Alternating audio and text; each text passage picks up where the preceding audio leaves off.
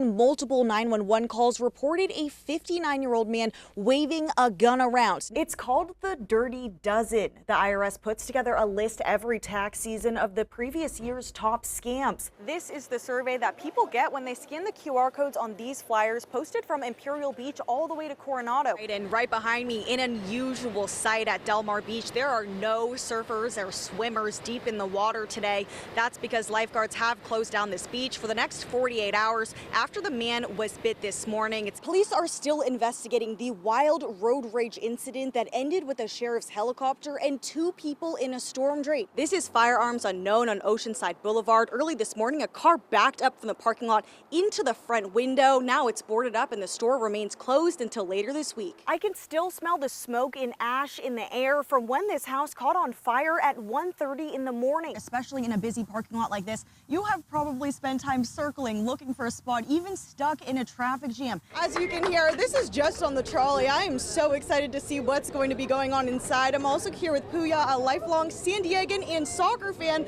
But despite negotiations, he made it clear today there is no stopping the tariffs. It starts with a text, one that many are familiar with. So many people in this neighborhood have told us that cars will speed down Appleton Street, trying to get onto Genesee right here. When you sit down at a restaurant, you're used to having a server come to you.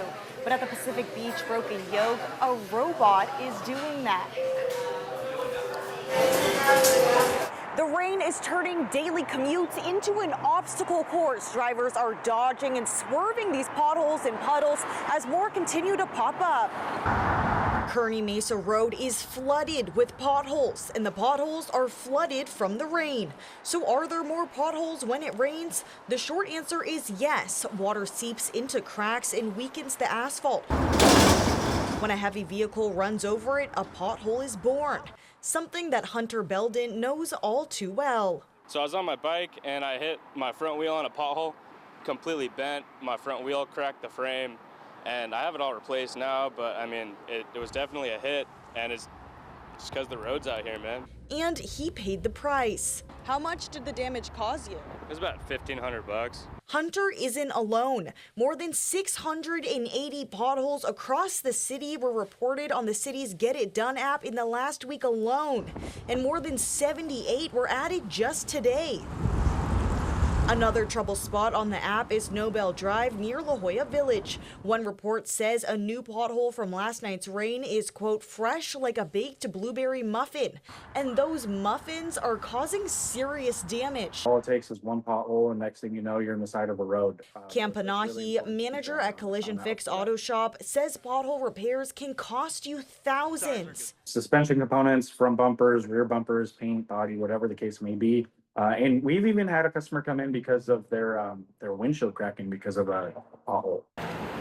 Since the recent rain, he's seen a 20 to 25% increase in pothole-related repairs coming in. Please make sure keep your phones down while driving, especially over the next week while it's raining. It's super easy to hit a pothole without seeing it. They come a lot quicker than you think. Get It Done says potholes are usually filled in around 10 days, but with the rain, that number can climb past 20. The city tells CBS 8 that budget cuts from the deficit won't affect pothole repairs. But for now, drivers are facing a bumpy ride. Alex Lai, CBS 8. One resident says the scene behind me, these green trees with wind and sun blowing, is a normal day in Pacific Palisades. But the reality is across the street, devastation sweeping across neighborhoods and businesses. Trying to clean up what's left is Jeff Ridgway. He stayed in the apartment he manages on Haverford Avenue, watching as his neighborhood was destroyed. My tenants left, which was good. I stayed, but I always knew I had a way to get out. I would not endanger my dog, Abby. He helped put out part of his building in a tree that was on fire, using buckets of water from the pool and a hose. And there was 4 houses between us and the flames, then there was 3. And it was like, okay, this is time because this isn't stopping. And the firemen got here right then and was able to put out that lead flame and save that building, which saved us.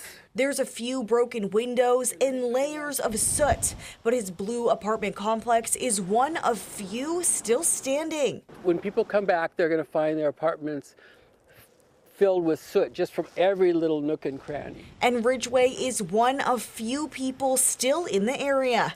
His water came back, but he has no power or gas.